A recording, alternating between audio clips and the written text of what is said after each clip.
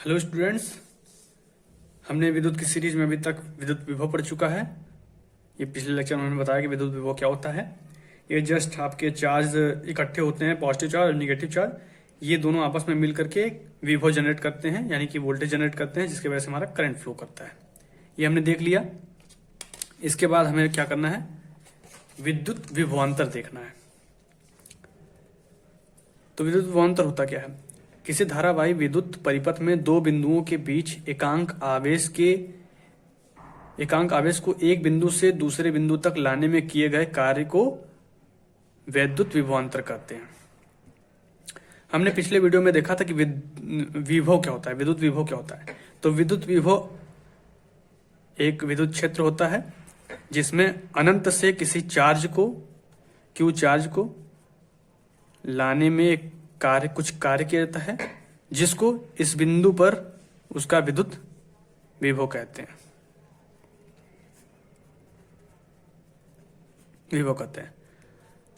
उसी की परिभाषा लेकर के यहाँ पे इस सर्किट में हम लोग विद्युत विभवांतर की परिभाषा देखेंगे। तो यहाँ पे कह रहा है कि किसी धारावाही विद्युत परिपथ में, तो ये धारावाही विद्युत परिपथ है जिसमें करंट आई हमारा फ्लो कर रहा है, प्रवाह कर रहा है।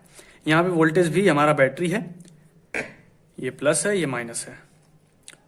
दो बिंदुओं के बीच एकांक आवेश को, मान लेते हैं दो बिंदु है हमारा, ये हमारा रेजिस्टेंस R है, इसके एक तरफ हमारा V1 वोल्टेज है और ये V2 वोल्टेज है, को एक बिंदु से दूसरे बिंदु तक, इस बिंदु से इस बिंदु तक हमें एक चार्ज को लाना है, जिसको कुछ कार्य करना पड़ेगा हम लोगों को। किए गए कार्य को विद्युत विभवांतर कहते हैं। तो यानी कि हमको चार्ज को V1 से V2 तक लाने में कुछ कार्य करना पड़ेगा, जिसको हम लोग विद्युत विभवांतर से जानेंगे। तो ये हमारा क्या होगा, V = V2 - V1। यही हमारा क्या होगा, विद्युत विभवांतर, जिसके नाम से पता चल रहा है कि विभव में अंतर को ही विभवांतर कहते हैं। इसका मतलब यह है कि दो बिंदुओं के बीच में कितना विभव का अंतर है, उसी को विभवांतर कहते हैं। सिंपल सी परिभाषा यही है। कुछ नोट्स हैं।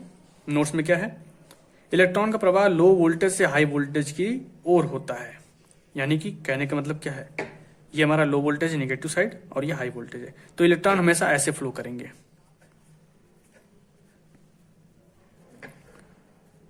हमेशा निगेटिव से पॉजिटिव की ओर बढ़ेंगे, ऐसे। ये पॉजिटिव में आके गिरेंगे, यानी निगेटिव से इलेक्ट्रॉन निकलेंगे और पॉजिटिव में आके मिलेंगे। पहले भी बताया था कि ये निगेटिव और पॉजिटिव, यानी निगेटिव चार्ज की अधिकता यहाँ पे और यहाँ पे पॉजिटिव चार्ज की अधिकता है, इसलिए निगेटिव चार्ज से इलेक्ट्रॉन निकलेंगे, क्योंकि यहाँ पे इलेक्ट्रॉनों की अधिकता होती है।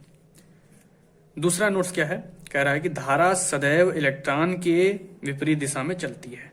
जाहिर सी बात है, इलेक्ट्रॉन जिस दिशा में फ्लो करेगा उसके अपोजिट डायरेक्शन में हमारा करंट फ्लो करेगा। तो हमारा करंट किधर फ्लो करेगा, इलेक्ट्रॉन अगर इधर फ्लो कर रहा है तो हमारा करंट इधर की ओर फ्लो करेगा। यही हमारा विद्युत विभवांतर होता है और इसी से हमारा ये सब फ्लो करता है। Thank you for watching the video. Please subscribe and share the video.